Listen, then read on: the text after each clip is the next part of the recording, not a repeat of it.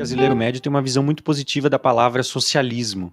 Então, quando você coloca o PT como um partido socialista, o Brasil, o PT nunca conseguiu atingir o socialismo pleno, de igualdade, onde todo mundo tem uma vida.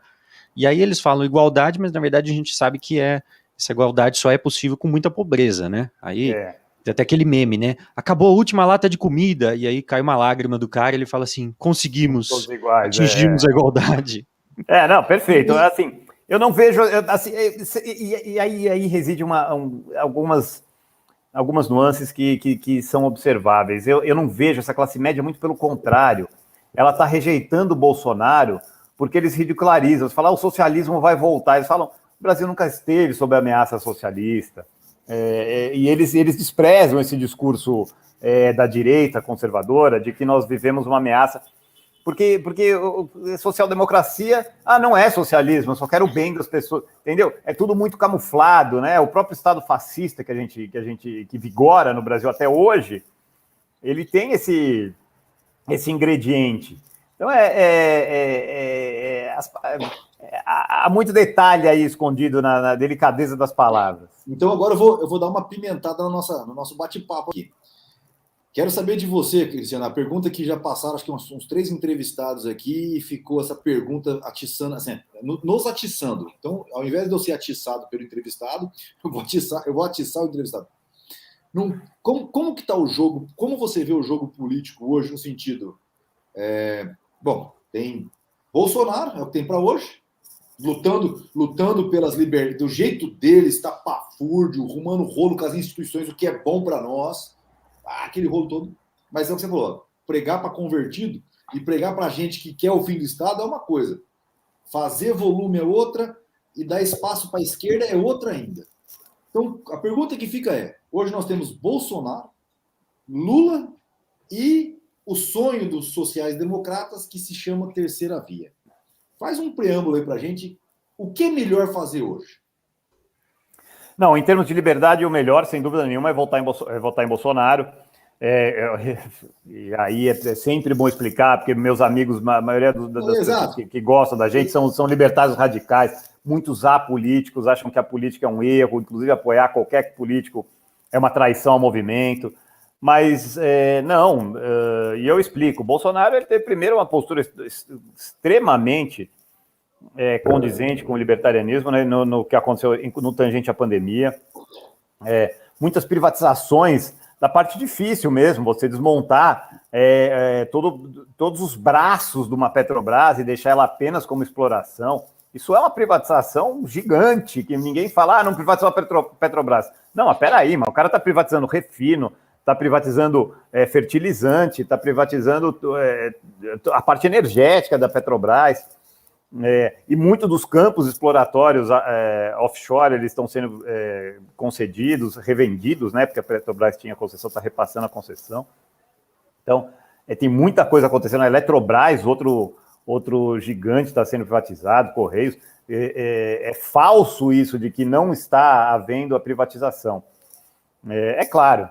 Claro, ninguém é ingênuo aqui. Muita concessão, todos os vícios que as concessões trazem.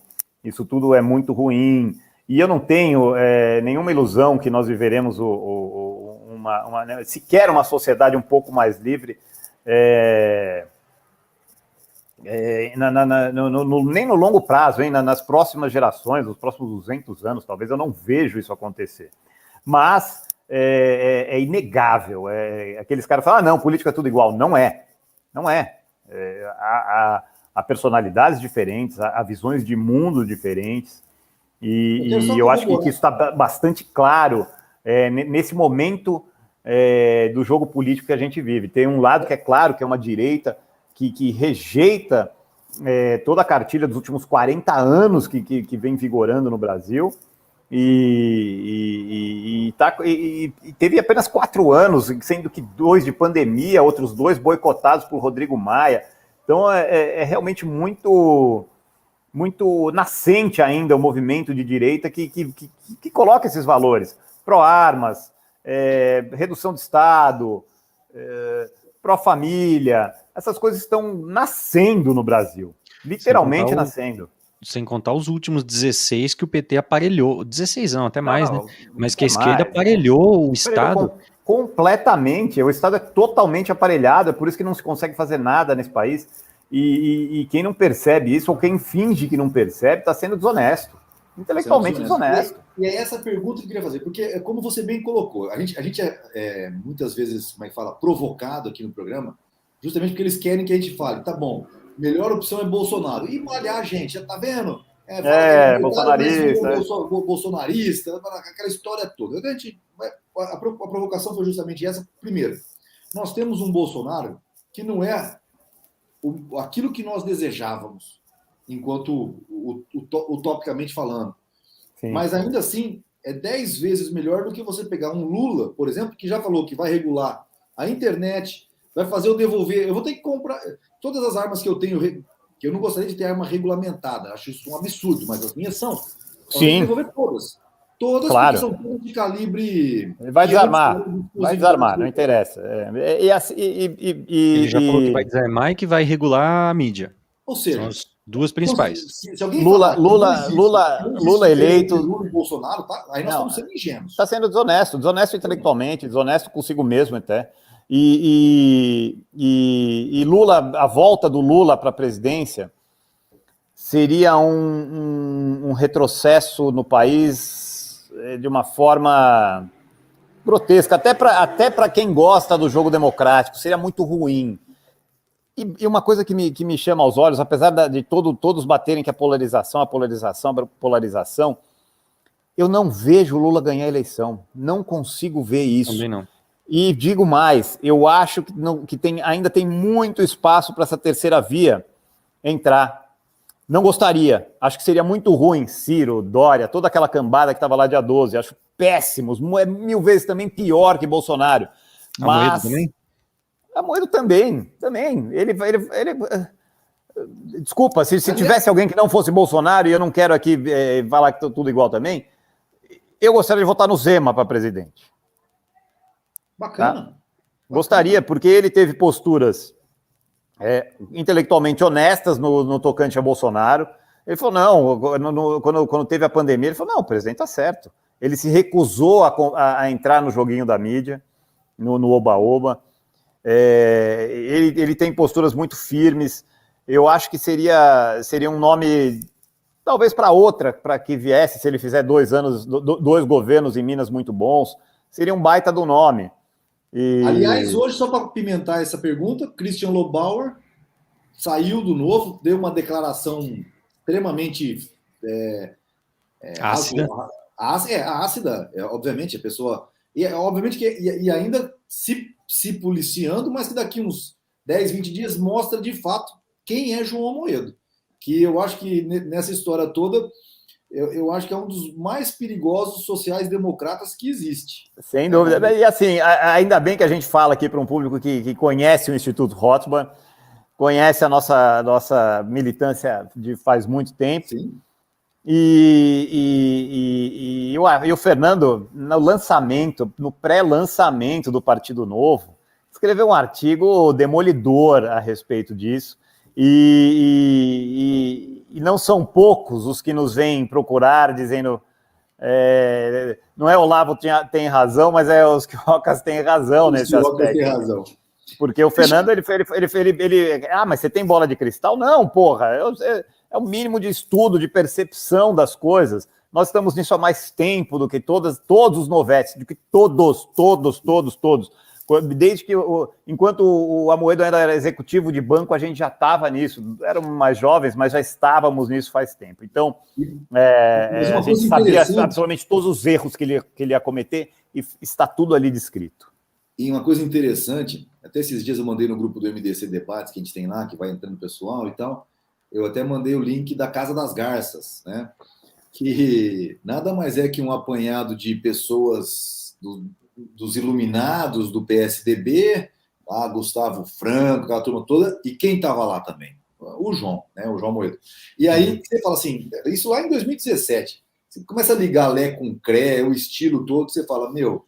Então, lá atrás, só que você tem aquele problema, né?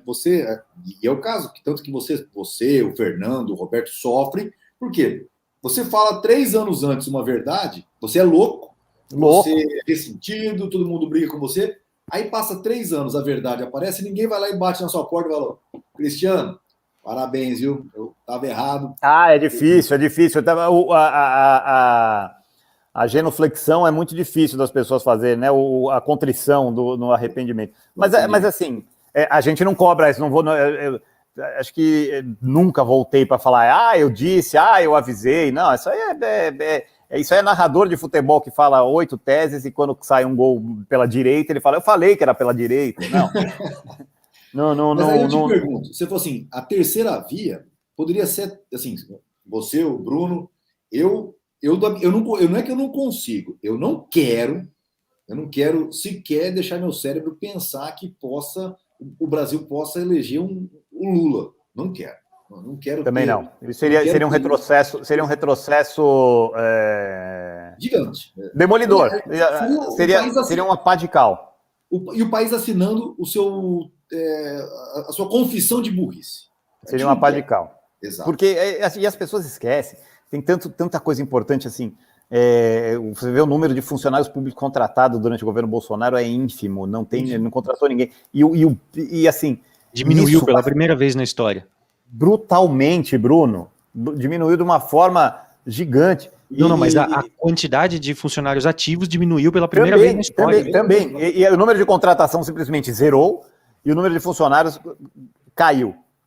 As pessoas mal conseguem enxergar o quão bem isso vai fazer para as contas públicas daqui a 10, 15, 20, 30 anos. Ou esses 4 anos de Bolsonaro Mas sabe por que eu acho que as pessoas não conseguem enxergar? Porque uma coisa é você tá com uma previsão de estar endividado a um ponto exorbitante de você não conseguir ver saída, e aí você continua mal. Então, você continua zerado, você continua muito mal, assim, das pernas, você não consegue fazer nada porque você não tem dinheiro, você não melhorou de vida. Mas você deixou de ter um problema. E eu acho que é aquela teoria que existe na administração, entre uma coisa... Na verdade, o que você falou é perfeito. Positiva, sabe? Sim, é o que veio que não veio. E a gente deixou de piorar no futuro. Agora eu quero colocar uma coisa apenas com essa não contratação. Imagina, e agora eu falo para você, imagina 8 anos disso. Imagina 8 anos disso, o milagre que não ia fazer em termos de desinchaço da máquina pública, e aqui, de custo previdenciário, desses salários exorbitantes que todos esses caras ganham. É uma coisa incrível isso. E é um detalhe.